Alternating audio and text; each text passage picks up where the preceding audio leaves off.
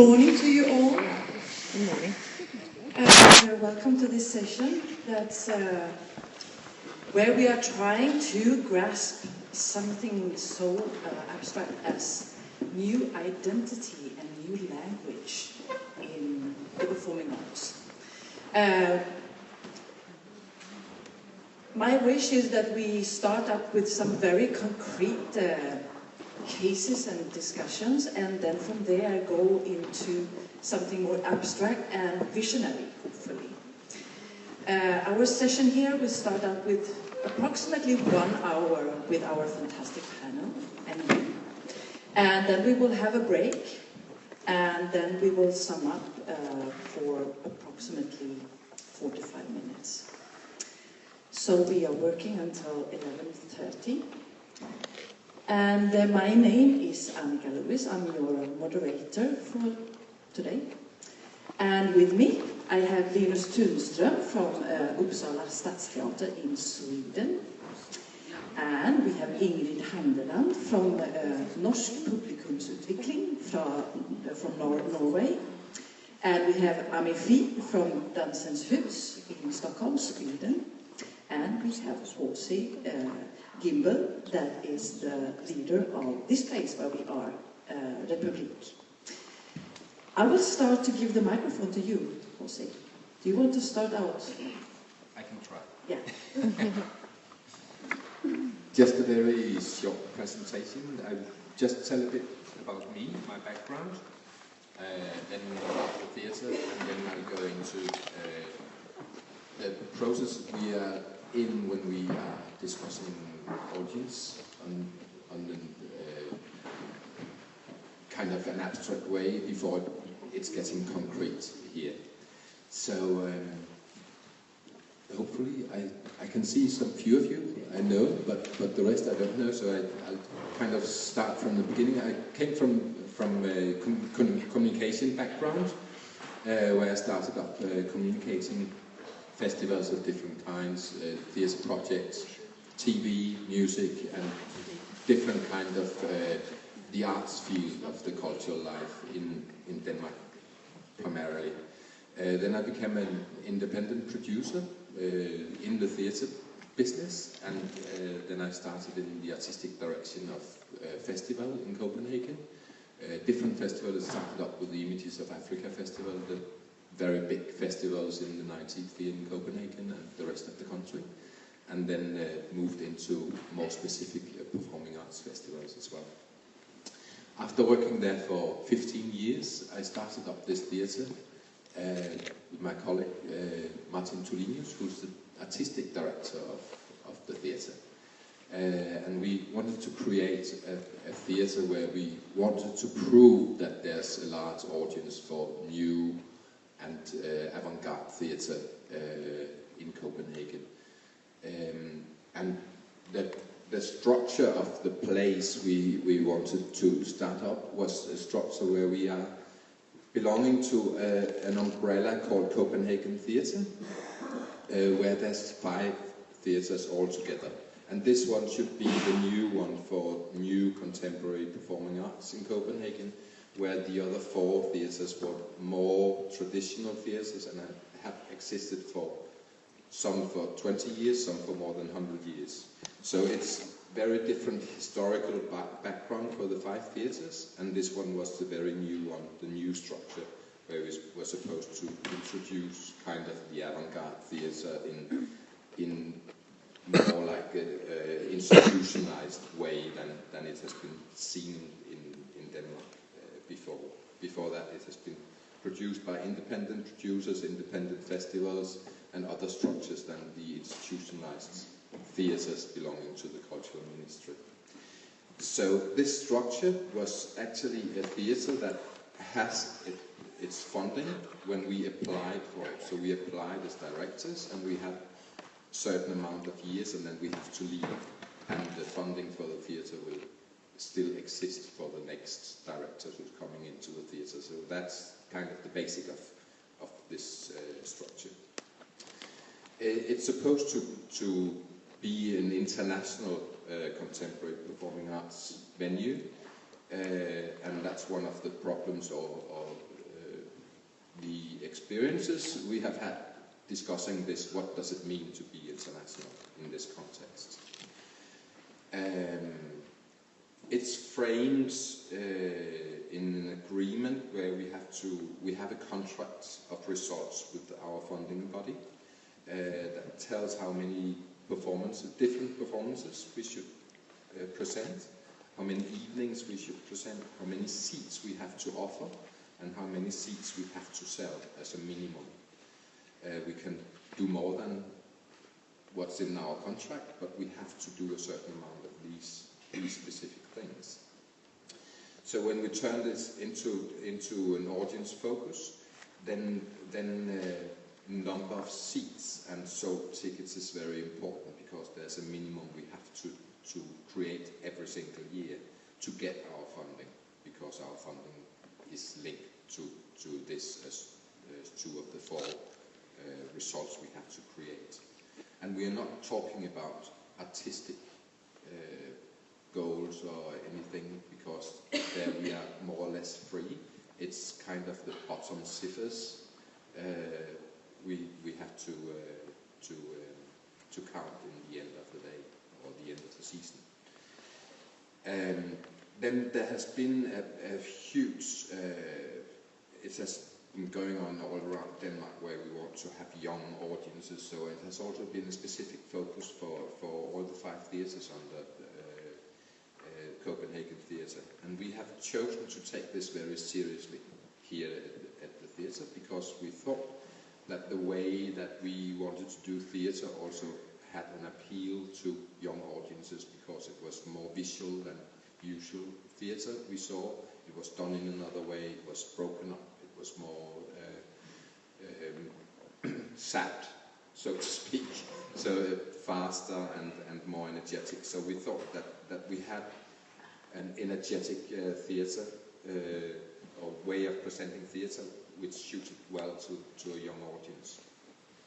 But we also saw that there's a lot of what we can, I don't know actually if there's an expression in English, we call it dannelse in Denmark, which is kind of an education to in former days it was belonged to kind of this way of thinking, how you knew the canon of a culture, but it doesn't mean that today. It's more like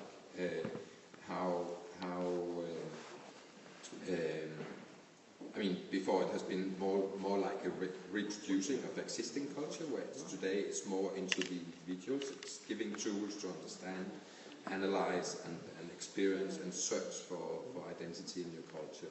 And that's what we call this education kind of. Yeah, we have this expression in Danish called dannelse. I don't know if you know. Does somebody know a word for it? I don't think it exists in English. No. I looked it up yesterday. There is no equivalent of it. It's from the German Bildung, and it's about to be culturate. Yeah. To have Yeah. been exposed to and digest lots of culture, Yeah. basically. Exactly. So it's like a vertical Literacy. Cultural literacy. Yeah, that would be a really good one. So, but it's not about to learn a specific canon as it was 100 years ago. It's turned more into be able to choose yourself and understand. Visual literacy. Exactly. Cultural literacy. Yeah. So this has been our task here, and we have went into different kind of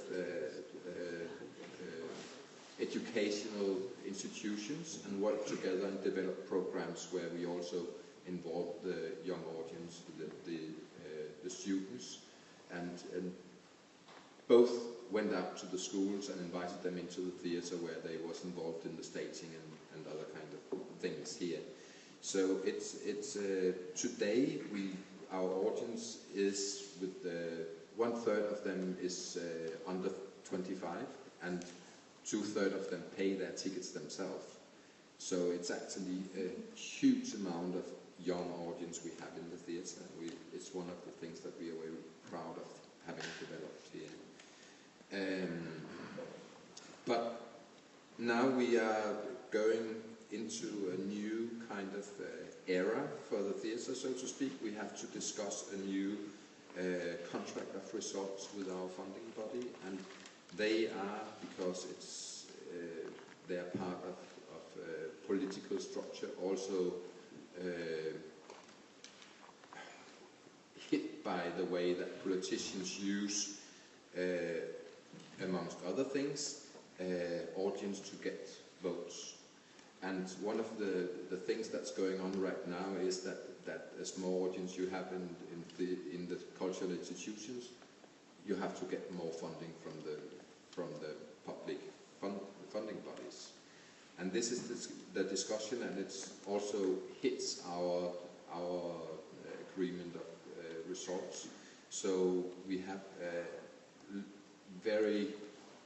our numbers have increased really a lot for the next years, and we have to make a completely different focus on how we are dealing with audience and how we get an income also from this this part. So in the future, right now we have around 25% of our turnover in a year is coming from other things than the funding we get from the state. It's coming from ticket income and sale of posters and stuff like that. And it's going to increase the next, or it hopefully will, because otherwise we don't have the money for what we have to do. So we have to think in audience in another way, and we don't. I mean, there's a lot of tickets sold right now in Denmark, more than ever, I think. So the statistics doesn't say that really, but they don't count the commercial theatre in the statistic right now. But if you add this, there's never been sold as many tickets as there is today in Denmark. But it's still kind of the same people who's buying it. So we're not talking about a variation of audience, a larger variation of audience. We're talking about more sold tickets and more or less to the same audience who buy the tickets already. So it's going into discussing more tickets, not who the audience is. It's going to tell about higher income, more commercial theatre, you can say that in that way. You at least have to sell them. So it makes us turn also the art we are presenting into another way, because there's some art pieces we cannot present anymore because it has too few audiences. We can't sell enough tickets for this kind of all our installation art pieces, like Signa, I don't know if you know her, in Germany at least, and Enrique Vargas for Teatro de los Sentidos, where you are 50 audiences each night. We can't do such things anymore because there's simply not tickets enough every evening for what the numbers we have to deliver in the end. So we have to think also about our repertoire in a completely other way than we do today. How we are focused, how we make a profile out of each of the pieces we are doing, or each of our programs we are doing. So we have to differentiate between the venues and also increase the numbers of seats in one of the venues in the future. So, of course, this discussion influences also the way we are thinking about art, what we can do, what we can present, and what we can develop of art. And that's, of course, an effect of talking about audience in this way.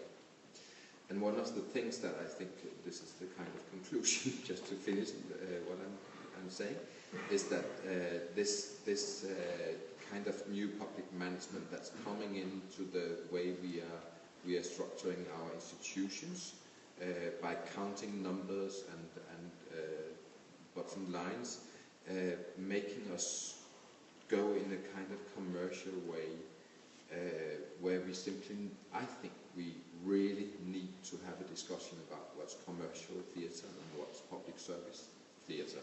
They have had this discussion in the television for 20 years ago. They have other problems because they have new channels, and they have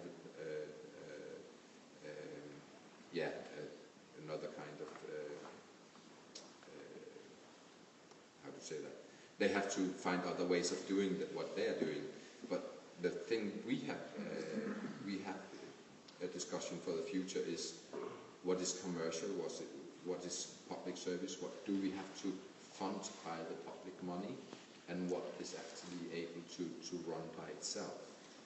Today we have a theatre which have been running for 20 years without funding. They have the same funding as we have today, and they think they even need to have more funding for what they're doing. Because they're doing things for young audience now, but they still have like 14 million Danish kroner to do only things for the young audience, because we know that they are actually able to do commercial theatre for the rest of the things. So I think this discussion about commercial and public service theatre is very necessary, because it can divide things into groups where you are not going into this political discussion where money follows, where there's huge audience. And by that we can have a more fruitful duality in the discussion, instead of a fight for public funding. And by that we can also deliver different kind of artworks for a broader audience, not more tickets, but for a broader audience, and discuss things for the many people, and those productions for specific people, perhaps, and make the discussion and the development more dimensional than the one-dimensional discussion we have right now. So that's kind of Thank you.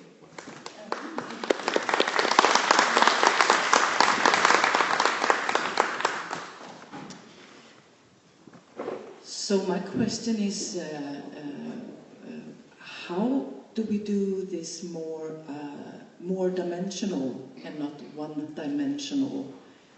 Our business, our performing arts business, and how to do that? How to deal with that?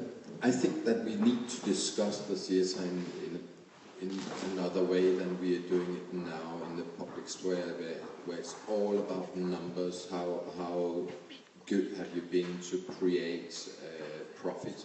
Even though we are not supposed to create profit here in this institution, but still we are kind of focused on delivering a profit in the end, because our funding body is interested in.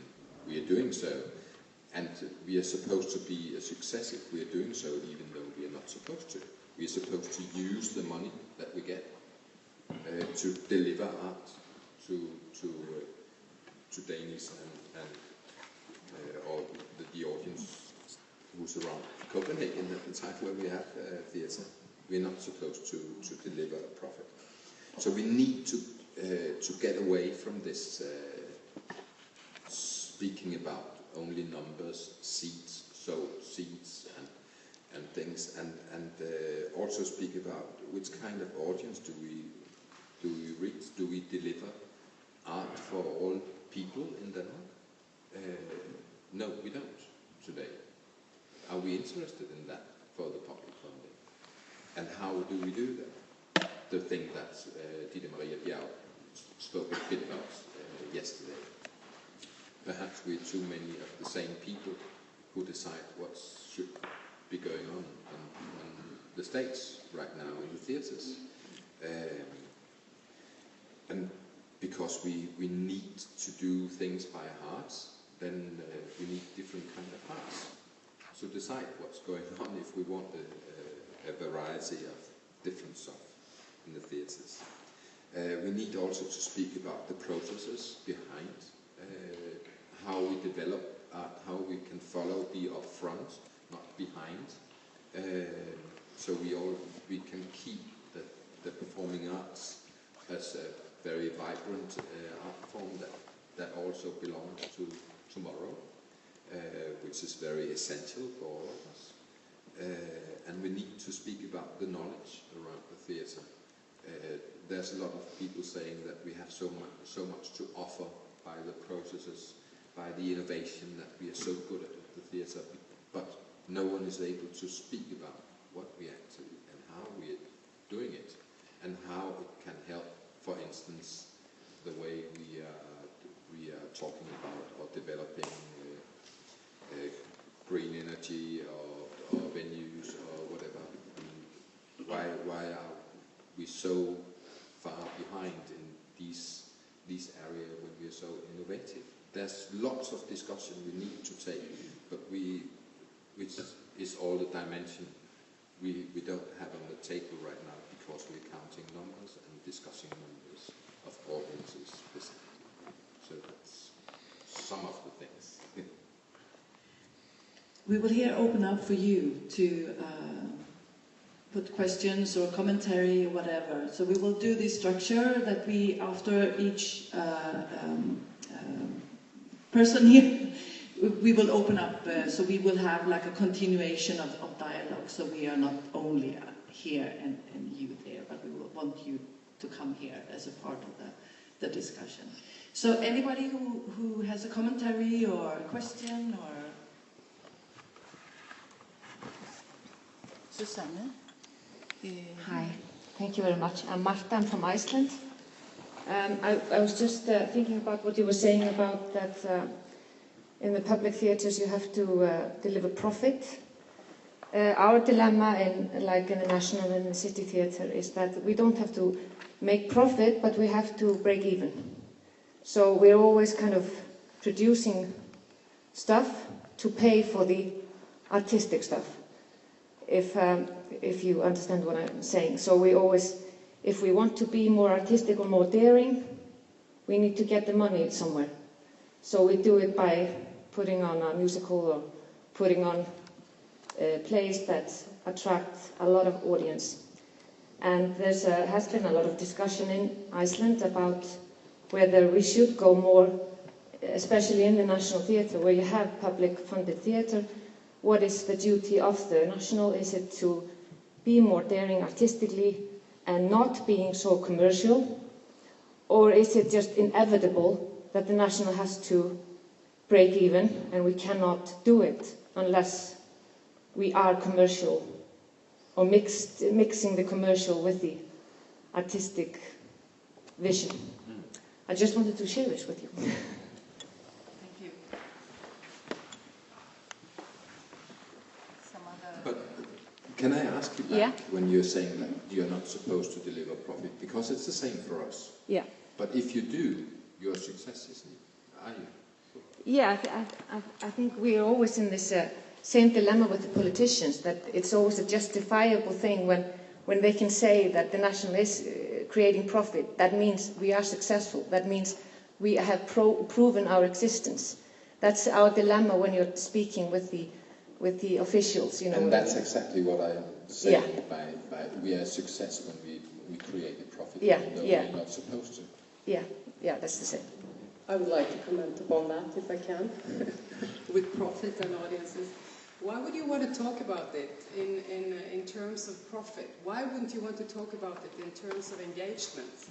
If you manage to get people into the house, into the National Theatre, by programming stuff that other people than those who are really acquainted with a high or the kind of groundbreaking art production that you also have, why wouldn't you just talk about it in that terms? It's a perfect way of working with developing audiences, to have a diverse repertoire, to have people coming over the threshold and to just enter the building. We know that is the most important thing. If you want to build an audience, you have to have them coming inside your venue. Yeah. It's so simple. So why would you want to go with that language? You can talk differently about exactly the same thing if you like.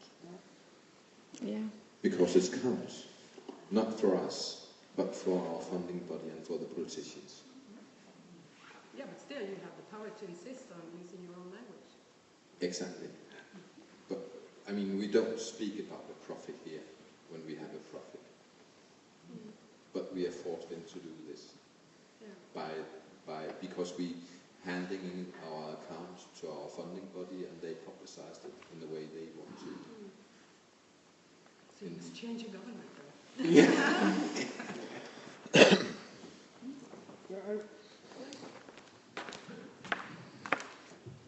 But actually, my name is Bengt Andersson. I'm working at Riksteatern in Sweden with young audience. Don't you see the trap here? There is a trap because if you're doing more commercial production using tax money, why should you use tax money on that when it's commercial already? That is a trap for you. You have to get out of it, probably by using some other language. Because I think it's a really big trap. I see it in Stockholm today. It is a trap, and that's exactly what I'm talking about. But we're forced into it because we have to deliver the numbers. So, I mean, and that's exactly what I'm talking about. I think there will be lots of opportunities. So please keep your questions, and we will go on to the next because we will have more time to discuss. Yes. Do you need it on the side?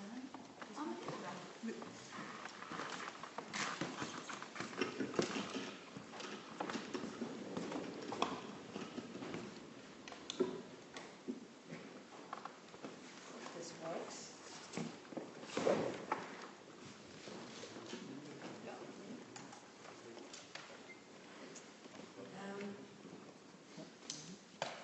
Good morning, everybody. Can you hear me? Yeah. When Annika sent the panel, it's kind of a wide subject. So no. Sorry, you will see my kids. Log in. So I kind of decided to look on two of the little questions.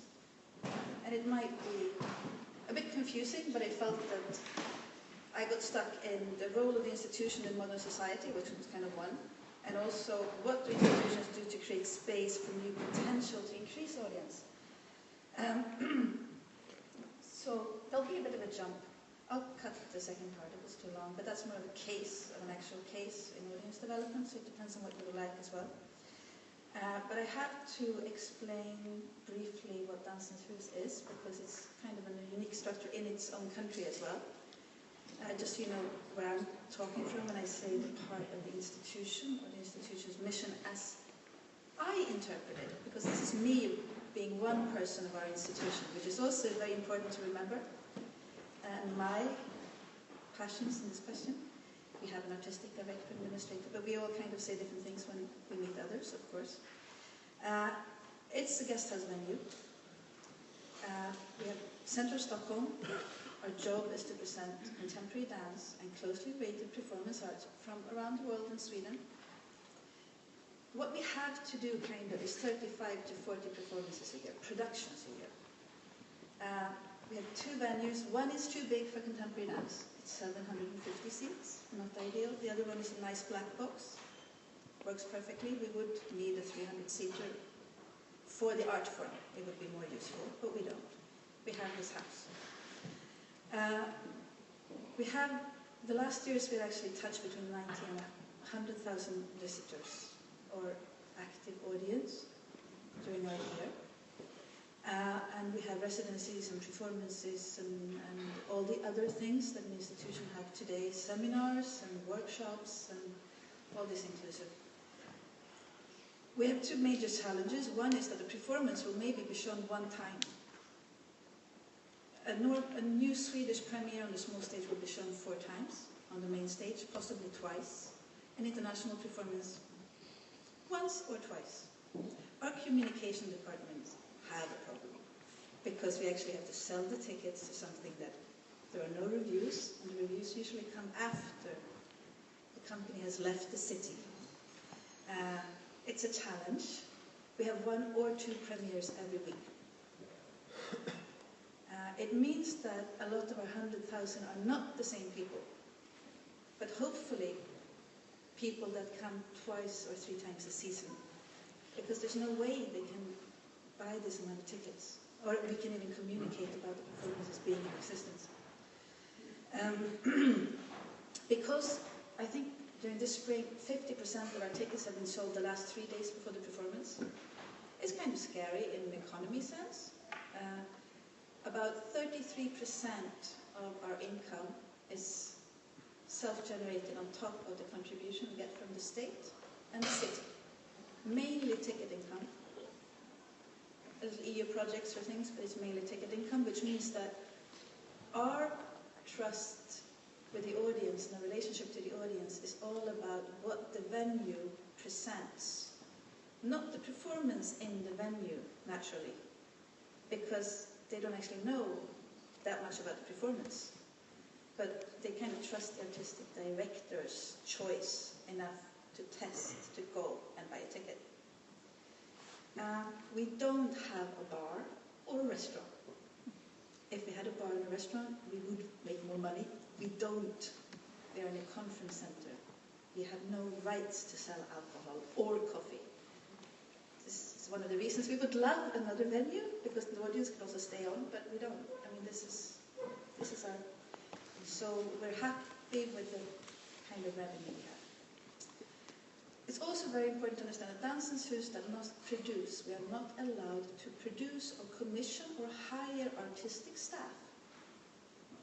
We're a foundation whose job it is to present. Bluntly, we are buyers, and we're supposed to show it. This is really hard in the development of the last 10 years, so we do co-produce, but we do not produce. We're not allowed to ask a choreographer, here's some money, make this piece. Yeah, that's another interesting challenge. But it's important to remember when I try to describe what we define as our role as an institution.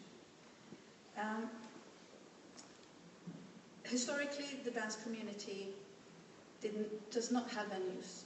We are completely dependent on the freelance choreographers creating work.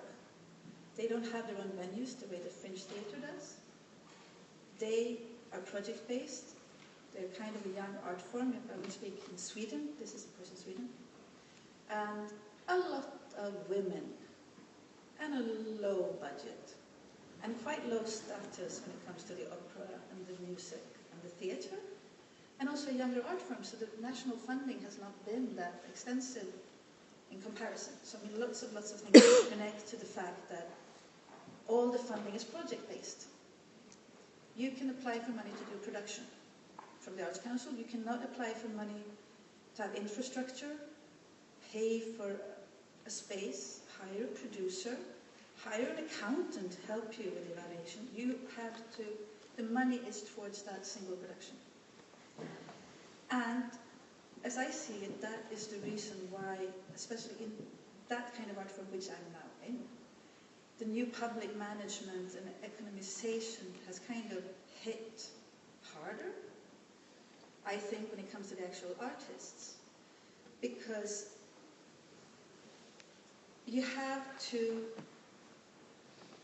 have the goals in advance. You have to have the result in advance. I mean, we as an institution get the outline.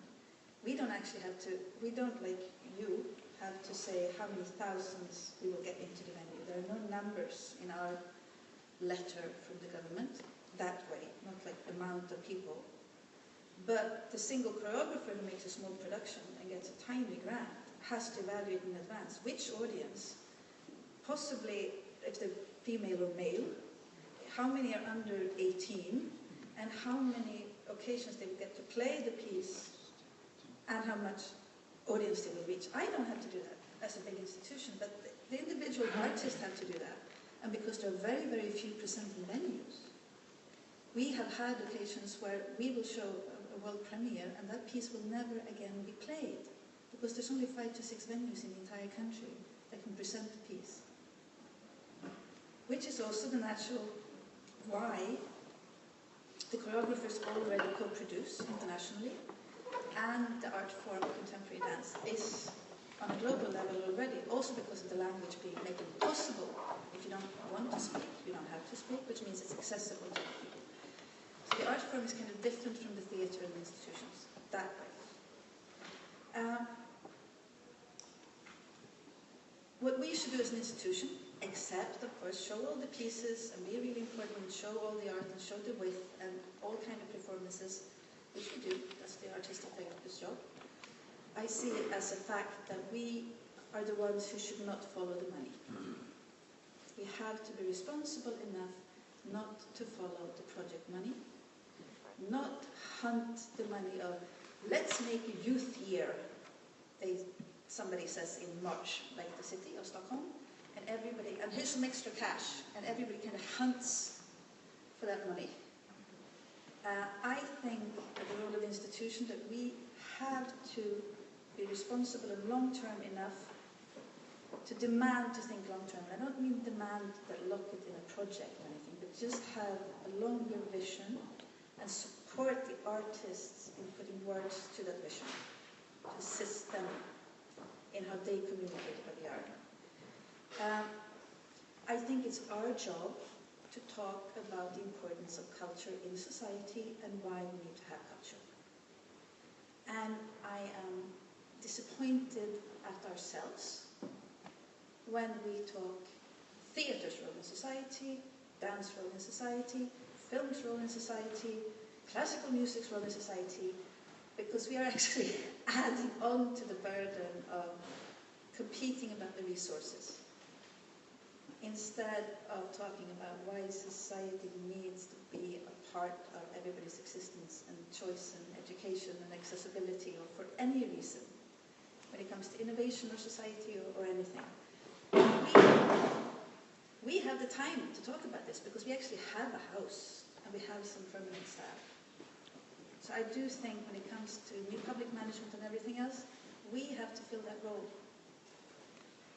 And when it comes to evaluations, which is what I think Annika and I talked about the first time we met, it is our role to change the words. Because we have the resources to talk about it. And, sorry? Oh, sorry. I mean, we have the infrastructure and time to lift the questions. So if we also talk about the profit, I mean, who else is going to talk about the rest? Because the artists aren't going to be able to do it. They don't have the time. They taste the money, they do the project, they do the art, they present the art. And it's too much to put on the individual artists. A lot of them do it anyway, but I think it should be ours. I think the fact that new public management has created a model that is now widespread everywhere, and we've adapted to it in Europe specifically, where everything is a unit, and everything in that tiny little unit connected in the big system needs to be as efficient as possible, and only have a one-way communication inefficiently up and down. This is the result, this is what you do, this is how you break it down. And that's the model. The model is built for factories and efficiency, to be able to see what is the cheapest way of solving that little problem. And by all politicians and everybody else, from necessity, because it's really hard to describe the world. I mean, they're not all bad people, they're just trying to fill their space and do their work, and they're overworked, and they want to find the easy solution. And new public management offers the possibility to measure. Of course, I mean, it's really good. We always want to measure. I mean, it's better or worse, more money, how much do you get? And it's easier to measure 1 meter of a new motorway, and how many cars will save money, save time, than to measure art. But because it's only quantity that fits in that system, and if we adapt to the quantity as well, and the measurable value, and use the same arts, the words as they do, instead of actually trying to teach them and help them to define the new words, I think we are on a slippery slope. I really think it's dangerous, because what can be measured will always win, because it's understandable. And, I mean, words like cultural elite doesn't sound that nice for citizens to pay for. The cultural elite with the power to decide and pay their own money. If we talk the Swedish politician discussion, usability of the product, value of the outcome are used. This is also used in cultural reports now. We are actually using these words, and they're not asking for them. This is our, I mean, we have instances now, we are interpreting the need to explain the usability of art so much that we are actually offering them new measurements that they don't even know they would like to have. And if we start giving them arguments for why culture is important to others as well, in hospitals or in health, it is really important, but that can't be the sole purpose of why we should have art or culture. And a good example, I had a big talk with a sponsor about the project, and he said, can you please just stop using the word support? Why is culture the only sector that uses, and the Arts Council uses it, cultural support, bidrag in Swedish, instead of cultural financing? Every other expert that you buy a service from gets financing. Universities get financing, research and developments get financing. Nobody would call it support. But we call it support ourselves. And we get really upset when the citizens don't want to pay the cultural support. So, I mean, it is actually a question of the words being extremely important. I'm sorry I got stuck in this, but I kind of, yeah, I find this kind of interesting or very important. But we'll talk more about that. So a lot of good practices, and the institutions should take the role of having these discussions and finding the good practices and spreading it to others to use. I really think we need to. And there is a movement, there's a huge movement in this, in lots of countries questioning the wording and restarting. Because at least in Sweden, arts hasn't been as badly hit as the health sector, which is really badly off, and the school system, which is kind of imploding because we've adapted. Yes.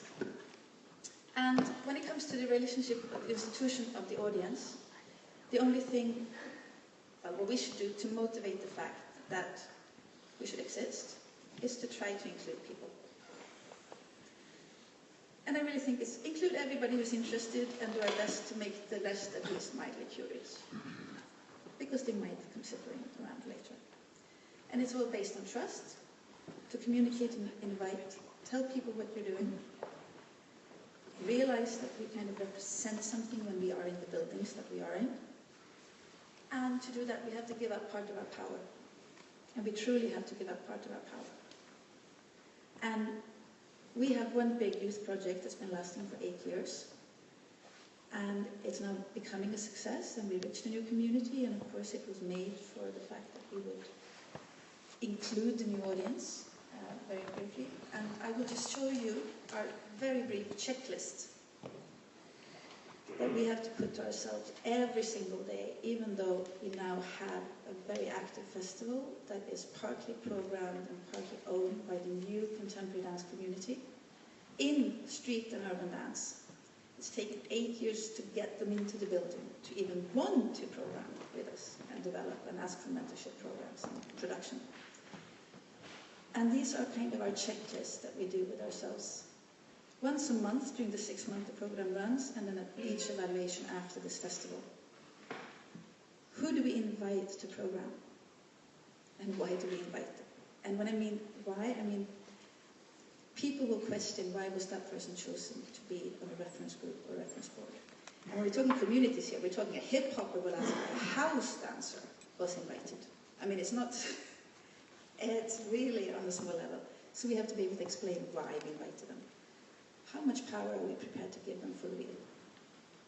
Not on paper, for real.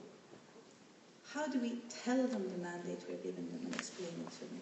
And to ourselves, internally. How do we tell the audience that we've given somebody else the mandate to program artistically when the brand is dependent, the venue is dependent on the quality of everything we show? How do we even do the different aspects of quality in the different structures of what the festival contains? What do we pay them? And what do we call it when we pay them? Because they're professionals in their own field, but with no official training, if we choose to see it that way. And this is kind of what Urban Connection is. And also, kill your darlings. When you've done something 1 year and you realize it went well, and you do it the second year and you realize it's the thing you do really well, it's probably not relevant anymore. I'm sorry to say it, the battle on the streets, much more people came, and all of a sudden you realize that people participating are the dance school kids. It's the nice suburbs. Kill your darlings, move on, make a new project, and it's really hard work and it's kind of sad, but you have to, and then kind of guarantee the long term. Is that logical? Mm-hmm. Yes. Thank you. Thank you. Thank you.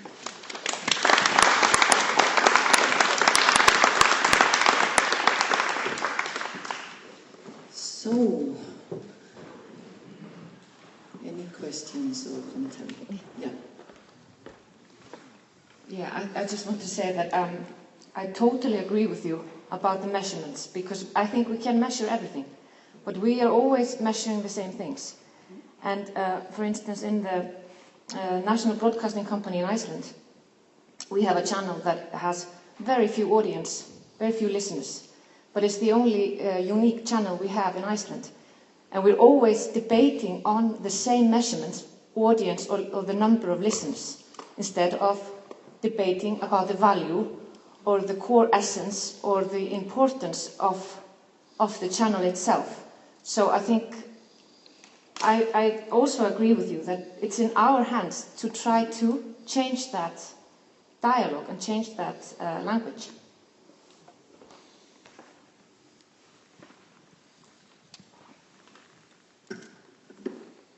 Talking about evaluation and numbers and stuff, you should look into this new Norwegian model of evaluation that has been introduced since 2012. The first year it was 3 of the theaters that were evaluated, among them the National Theatre. It was a pilot, and then they developed it, and this year it was 3 orchestras and 3 theatres evaluated. And the way they do it is that they evaluate themselves.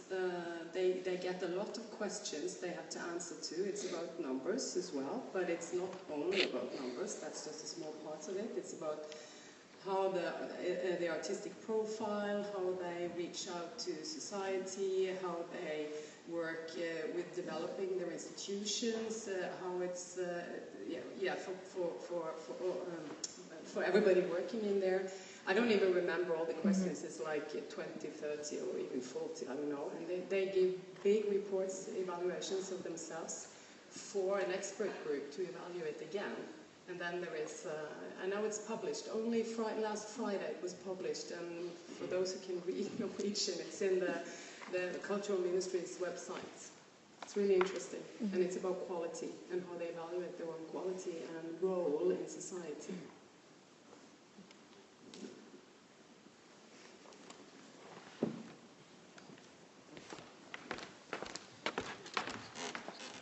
This is really a question for 3 countries, Sweden, Denmark, and Iceland.